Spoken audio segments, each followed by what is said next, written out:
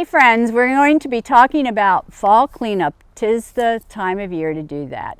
So here are some pointers to help you along. Of course, you could go into your garden and cut it all back. That would be perfectly fine. But there are reasons not to always do that. So if you choose not to do it, it's a great way to encourage the wildlife in your yard and to sustain the wildlife during the winter months. So one thing, obviously leaves are falling this time of year. You don't have to clean up every leaf in your yard or your garden. In fact, leaving a small layer of leaf debris is actually quite good. It's good for the soil for starts. Take your lawnmower, mulch a lot of it up if you can. I'm not saying leave piles of it all over the lawn because that isn't good and that invites fungus. But go ahead and mulch it. It feeds the lawn. It's a great source of nutrients for your lawn through the winter time. For those of you who have leaves scattered in your garden, that's also great. That's organic matter. That'll feed the garden soil, feed your plants along with that.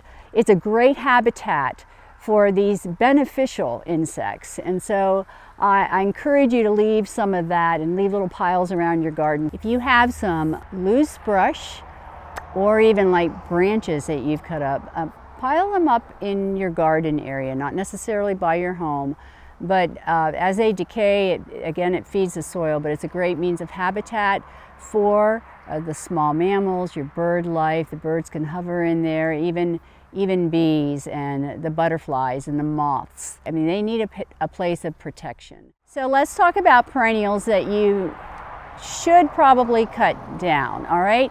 Let's start with peonies. A lot of people have called this season, and have said, my peonies have powdery mildew. Well, that happened to mine, and it's probably due to all the wet weather that we had early in the spring and the summer. And that's fine. I've left my peonies. You want to leave them till the first hard frost and then cut those back and actually dispose of their leaves because that fungus will create more problems next year. Hosta you should just trim back now. They'll just turn to mush after a hard freeze. It's quite hard, and then that type of thing, it just promotes slug life as well. So great to get rid of your hostas right now and cut them to the ground. Phlox is another thing that does tend to get powdery mildew, so you're smarter to cut that right to the ground.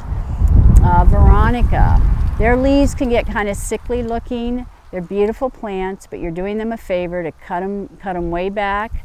Bee balm, I should talk about that. That's one that definitely gets powdery mildew. My bee balm has not looked great for, a solid month now, I would say. So daylilies, you should cut those back. Pests can actually, hibernate and grow and develop in those leaves, and they turn ugly anyway. They turn yellow and ugly. So when they start doing that, cut those down to, a couple inches. And yarrow is another plant I want to talk about.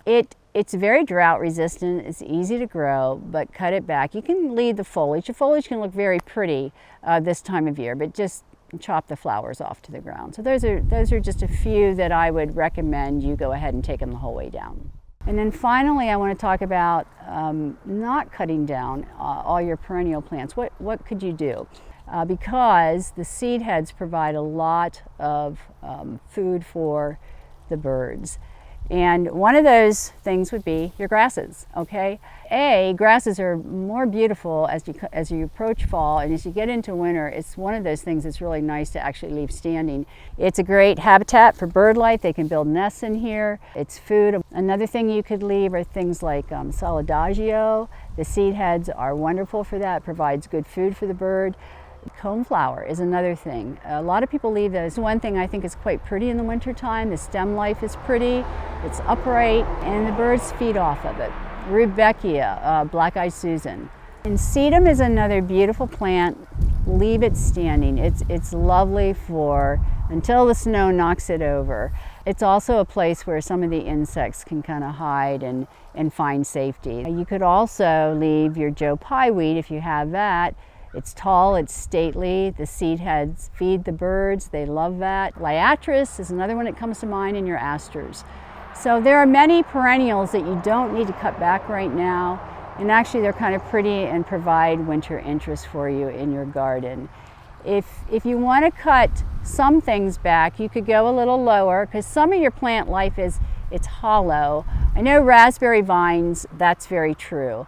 And you can cut those down maybe to here, but a reason to not take them down to the ground prior to winter is because your solitary bees, your native bees, they don't have hives. And they either bury themselves in the ground, but they can also lay their eggs in the hollow stems of certain plants. So certain plants have hollow stems, raspberries are one of them. Elderberry is another shrub that would have a hollow stem. And it's important to leave things like that standing. You want to cut it back somewhat. It provides a place for the bees to lay their eggs. So just some tips for you. Hope that's helpful.